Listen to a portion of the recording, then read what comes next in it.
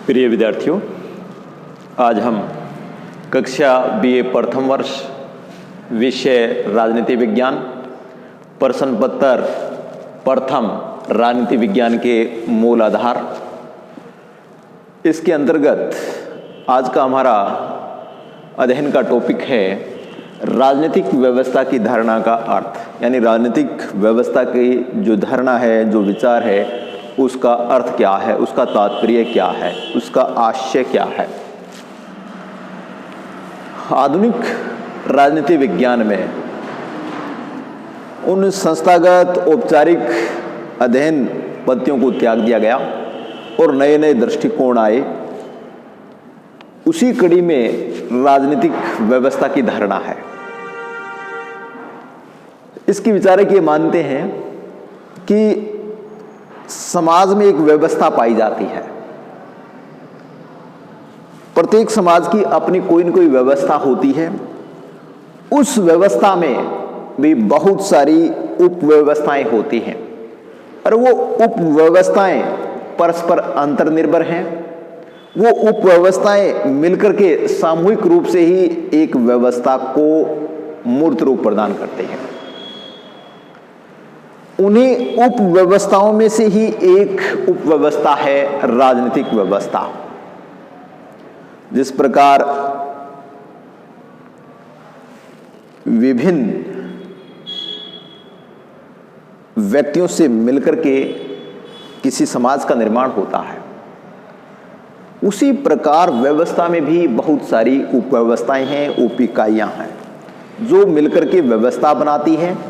उन्हीं में से एक उपव्यवस्था है राजनीतिक व्यवस्था।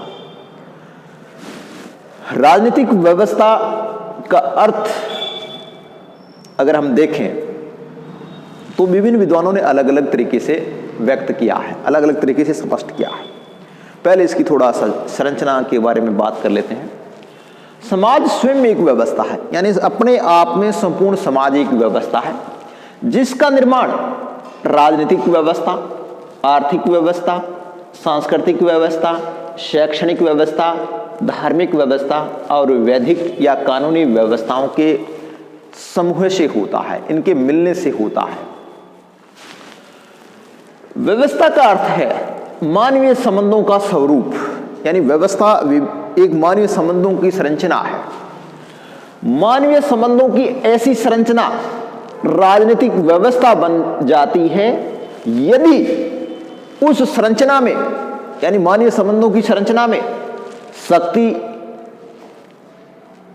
नियम और सत्ता, शक्ति, नियम और सत्ता की तत्व दृष्टिगोचर होने लगते हैं।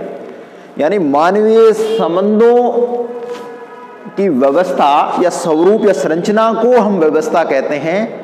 अगर ऐसी कोई मानवीय संबंधों की संरचना है तो उस व्यवस्था मानवीय संबंधों की संरचना में शक्ति का तत्व आ जाए, नियम का तत्व आ जाए और सत्ता का तत्व आ जाए। अगर ये तीनों तत्व नियम, शक्ति और सत्ता दृष्टिगोचर होने लगे, हमें दिखाई देने लगे, तो वो व्यवस्था राजनीतिक व्यवस्था बन जाती है। अरस्तु ने भी कहा है राजनीतिक संगठन में सत्ता और नियम विद्यमान रहते हैं। यानी कोई भी राजनीतिक संगठन हो उसमें सत्ता और नियम विद्यमान रहेंगे। अगर किसी संगठन में यह नहीं है तो वो राजनीतिक संगठन नहीं है। राजनीतिक संगठन को अन्य संगठनों से अलग करने वाले ये दो तत्व हैं, नियम और सत्ता। अगर ये तत्व पाए जाते हैं तो संगठन का स्वरूप है वो राजनीतिक है, अगर नहीं है तो गैर राजनीतिक है।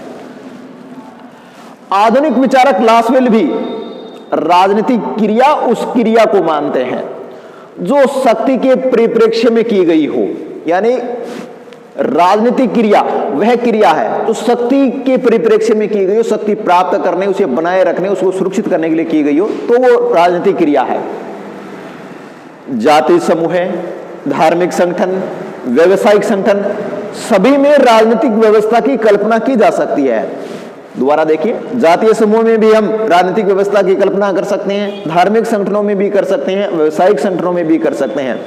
यदि ऐसे संगठन या ऐसी संस्था में इनके सदस्य सत्ता, शक्ति और नियम से संबंधित है। यानी जातीय समूहों में, धार्मिक संगठनों में, व्यवसायिक संगठनों में हम राजनीतिक व्यवस्था को देख सकते हैं अगर इसके सदस्य सत्ता, शक्ति और नियम से संबंधित हो जाएं। वास्तव में प्रत्येक संगठन का एक राजनीतिक पक्ष या पहलू होता है, यानी कोई भी संगठन पूरी तरह गैर राजनीतिक हो ही नहीं सकता, उसमें सत्ता भी होगी, शक्ति भी होगी और नियम भी होंगे। डेविड ईस्टन ने इसको परिभाषित करते हुए लिखा है, राजनीतिक व्यवस्था को परिभाषित करते हुए लिखा है, राजनीतिक व्यवस्था की 3 संघटक हैं। राजनीतिक व्यवस्था नीतियों के माध्यम से मूल्यों का आवंटन करती है। राजनीतिक व्यवस्था का आवंटन प्राधिकारिक होता है और राजनीतिक व्यवस्था आधिकारिक आवंटन समाज पर बाह्य रूप से लागू होता है। यानी डेविड ईस्टन ने राजनीतिक व्यवस्था के 3 संघटक माने हैं। एक बार पुनः देखिए, पहला, राजनीतिक व्यवस्था नीतियों के माध्यम से मूल्यों का आवंटन करती है। दूसरा, राजनीतिक व्यवस्था का आवंटन प्राधिकारिक होता है। और तीसरा, राजनीतिक व्यवस्था आधिकारिक आवंटन समाज पर बाह्य रूप से लागू होता है। यानी राजनीतिक व्यवस्था का जो आधिकारिक आवंटन है वो समाज पर बाह्य रूप से लागू होता है। आमंड और पावेल ने राजनीतिक व्यवस्था को परिभाषित करते हुए लिखा है कि राजनीतिक व्यवस्था से इसके अंगों की अंतर्निर्भरता और इसके पर्यावरण में किसी न किसी प्रकार की सीमा का बोध होता है। अंगों की पारस्परिक निर्भरता से हमारा आशय यह है कि व्यवस्था के किसी एक अंग या गुणों में परिवर्तन होने पर उससे संबंधित सभी अंग और संपूर्ण व्यवस्था प्रभावित होती है।